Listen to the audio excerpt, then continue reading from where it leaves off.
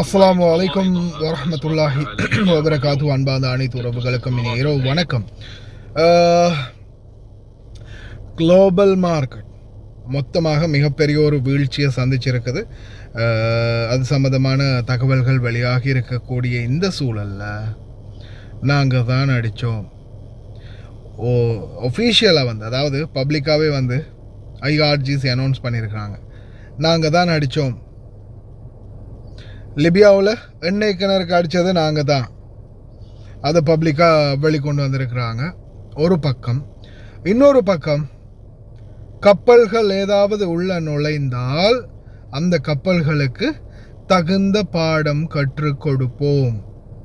எங்களுடைய முயற்சிகளுக்கு ஏதாவது தீங்கு விளைவித்தால் நிச்சயமாக அதற்கு எதிராக கடுமையான தாக்குதல்களை முன்னெடுப்போம் அப்படின்ற மாதிரி ஐஆர்ஜிசி டைரக்டாகவே எச்சரிச்சிருக்கிறாங்க தற்போதைய சூழலில். அதே மாதிரி பார்த்திங்கன்னா, கப்பல்கள் மீதான தாக்குதல், இந்த வீடியோ வந்து நான் நினைக்கிறேன் போட முடியாது. நான் ஃபர்ஸ்ட்டுக்கு உங்களுக்கு காட்ட போகிற காட்சி இதை பாருங்கள். ஹொர்மஸோடைய கடலில், பிரைட்னஸை குறைச்சிக்கிறேன், ஹொர்மஸோடைய கடலில் தற்போதைய நிலைமை, கடல் எல்லையில் அவ்வளவும் ஆயில், அவ்வளவும் கேர்ட் ஆயில், அதாவது அந்த மசகு எண்ணெய், ஃபுல்லாகவே மசகு எண்ணெய். இது கடல், கடையோட அலைக்கு அப்படியோ கரை ஒதுங்கிட்டே இருக்குது, ஃபுல்லாகவே மசகு எண்ணெய். ஈரானில் இருக்கிற ஆயில் பத்தாதுன்னு இவனுங்க வேறு கப்பலில் அடித்து கரைக்கு ஆயில் எடுக்கிறாங்கன்ற மாதிரி தான் இருக்குது.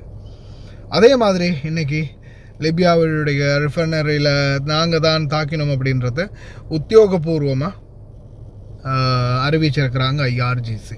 அது சம்பந்தமான தகவல். The relevant regard its target in fuel tanks in Libya, believing that raising energy price will serve. அது ஆல்ரெடி நடந்துருச்சுப்பா. அதாவது என்ன சொல்கிறாங்கன்னா, the Kuwait economy resilience and stability in the face of various regional challenge of pressure. இதனுடைய முக்கியமான காரணம் என்னென்னா, இவங்களுடைய எண்ணெய் விற்பனை இப்போ ஸ்ட்ரைட் ஆஃப் ஹொர்மஸில் சரியான முறைக்கு கப்பல்கள் போய் வராதால் பல மில்லியன் பேரல்கள் உற்பத்தி நிறுத்தப்பட்டிருக்குது. அதே மாதிரி பல மில்லியன் பேரல்களுடைய வியாபாரம் ஸ்தம்பிதமாகி நிற்குது. எதிர்காலத்தில் என்ன மாதிரி சம்பளம் கொடுக்கறதுக்கும் கடைசியில் பிரச்சனை வருமோ தெரியலாம். அடுத்த தகவல், இந்த காட்சியை பாருங்கள். கப்பல் இந்த வருது பாருங்க,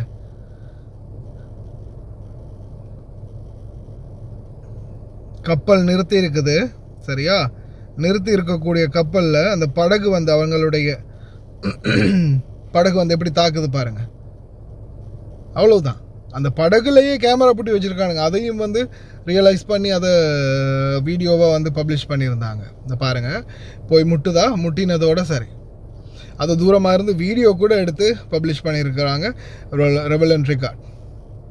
எண்ணெய் கப்பல்கள் மீது இனி வரும் நாட்களில் இந்த மாதிரியான சூழல் உருவாகும் அப்படின்னு நேரடியாக வந்து எச்சரிச்சிருக்கிறாங்க.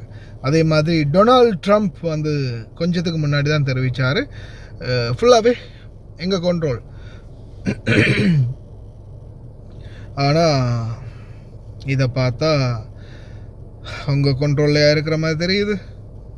அதே மாதிரி கப்பல்கள், இவனுங்களை நம்பி இவனுங்க சொல்கிற பேச்சை கேட்டுட்டு கடைசியில் உள்ளே போனாங்க. கடைசியில் கப்பலுக்கும் கப்பலில் இருக்கிறவங்களுக்கும் உத்தரவாதம் இல்லை அப்படின்றது தெளிவாக தெரியுது. ஏன்னா இவங்க சொல்கிறாங்க, நாங்கள் 100க்கு 100% எங்கள் கண்ட்ரோலில் கொண்டு வந்துட்டோம்னா, ஆனால் தெரியலை என்னதான் நடக்க போகுதுன்னு.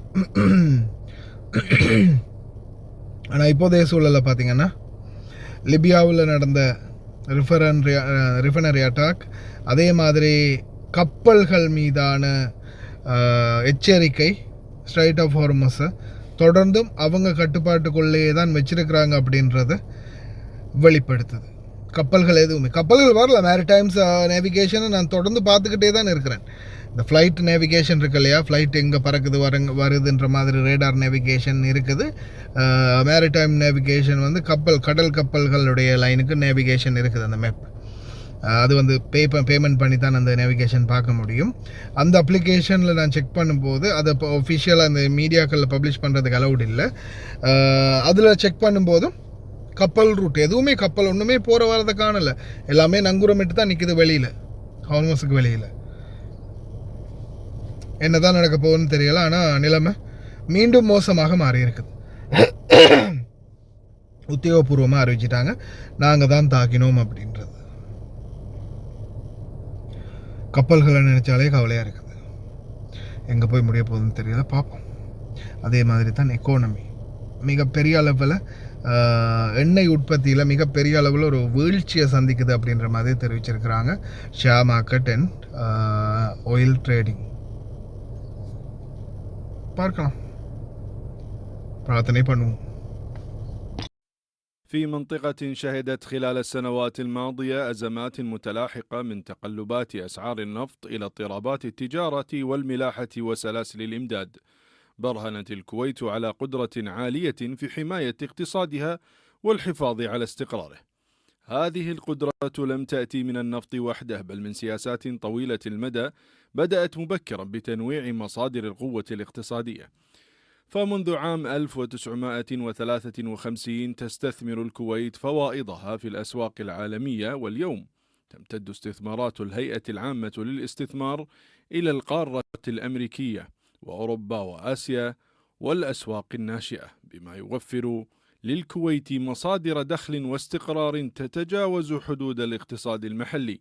وفي مواجهة اضطرابات المنطقة الأخيرة تتحرك الكويت ضمن منظومة خليجية أكثر تكاملا، فدول مجلس التعاون فعلت مسارات لوجستية بديلة، وعززت الربط البري والجوي، ورفعت جاهزية الموانئ والمنافذ، مع تسهيلات جمركية لضمان استمرار تدفق السلع، خصوصا الغذاء والدواء. كما اتخذت الكويت خطوات مباشرة لدعم استمرارية سلاسل الإمداد الغذائية، من بينها عدة قرارات وزارية خلال العام لدعم التكاليف الإضافية المرتبطة باستمرار السلع والمواد. وهكذا وبينما تختبر الأزمات اقتصادات المنطقة، تؤكد الكويت أن الاستثمار في المستقبل وتنويع مصادر القوة والتعاون الخليجي والاستعداد للأزمات هي أدوات صناعة الاستقرار وحماية الاقتصاد.